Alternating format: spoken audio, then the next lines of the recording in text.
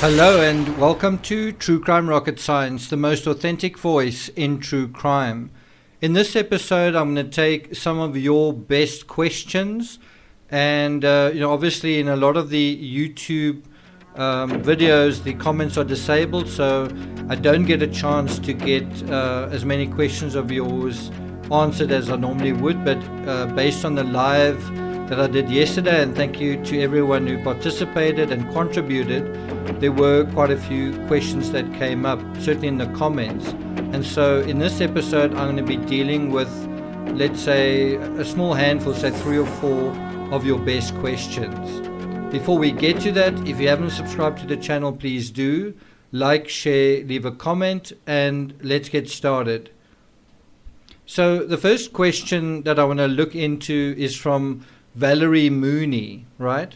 And she writes, I usually think you are right on target, but I cannot for the life of me understand why you are so convinced something happened at the water hole that is at the bottom of the whole thing in this case. It makes absolutely no sense at all.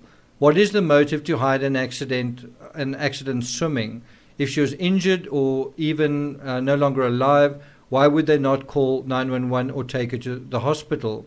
I can understand hiding an accident where the parents are responsible for, such as leaving her in the car to die of heat, but a swimming accident, even if Candace wasn't being as attentive as she needed to be, I don't see how that makes the jump to we have to get rid of her or we'll go to jail. It does not add up for me at all, right?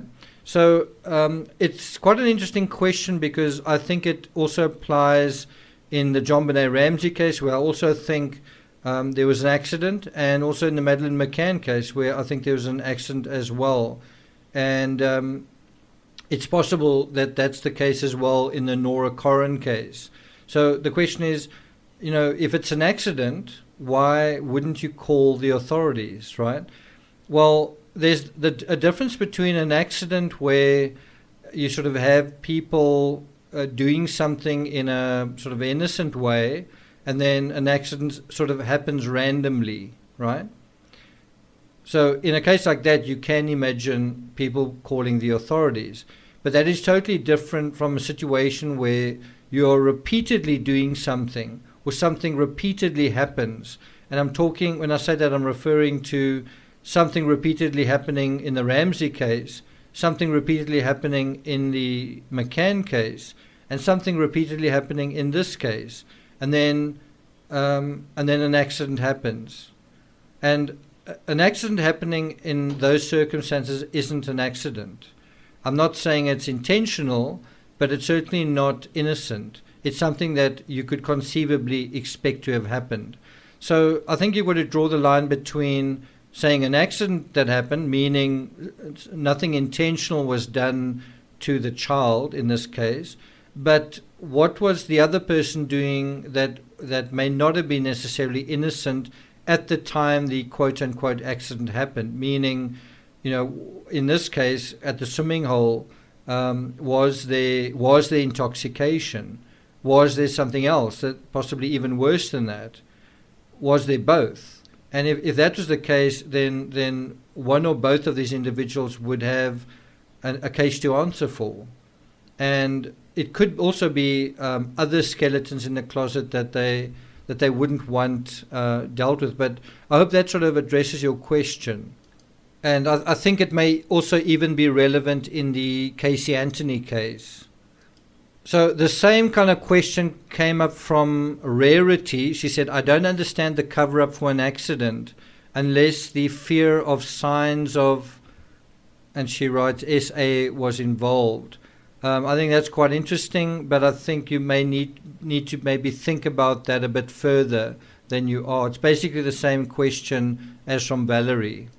Then there's an excellent question from Deborah Crawford. She says, I'm curious of what percentage of these missing children cases are solved yearly. Now, I've got to say, as a result of these world-famous cases like John Benet Ramsey and Madeleine McCann and others, people seem to think that it's happening all the time, and that there are abductors sort of running amok in our societies, that they are, it's like this, prowling around, infesting the streets, and that they're all over the place because of the incredible traction these kind of stories get in the media. And so it's not surprising that someone sort of responded, not many of these cases are solved. And the answer is actually the opposite, that most of these cases, by far the overwhelming majority of these cases, are solved. It's kind of a simple case of the child returns, or it's a family member who is involved in a custody dispute, who took one of the children, and the statistics clearly show what the true state of affairs is. And in this respect, I'm going to refer to the Criminal Justice Information Services, or CJIS, and it refers to FBI statistics from 2019 dealing with missing person cases, right?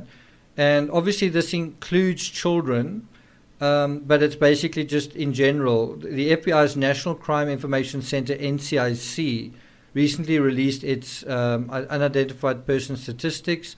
As of December 31, 2019, the NCIC had nearly 87,500 active missing person records. Youth under the age of 18 account for 35% of the records. So this is included in that, right? And so it's basically saying almost 50% of all missing person cases are for individuals under the age of 21, right?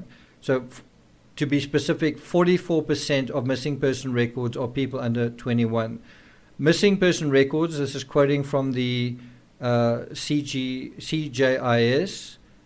site, missing person records are retained indefinitely unless a missing person is located or the reporting agency cancels the entry. During 2019, so since 2 years ago, law enforcement agencies across the country, across the USA, entered more than 609,000 missing person records, well over 500,000. During the same period, reporting agencies cancelled more than 607,000 records, right? Well over 500,000 as well.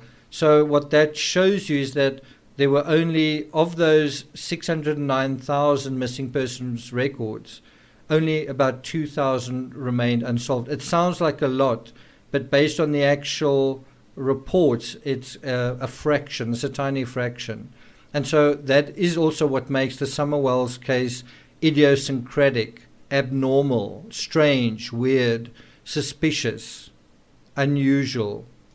And then there's a question from Maisie. I think she's from South Africa. She says, just watch the remainder of the video. And this is a reference to yesterday's live. She said, yes, Summer does have a blue tint over her eyelids and a pallor.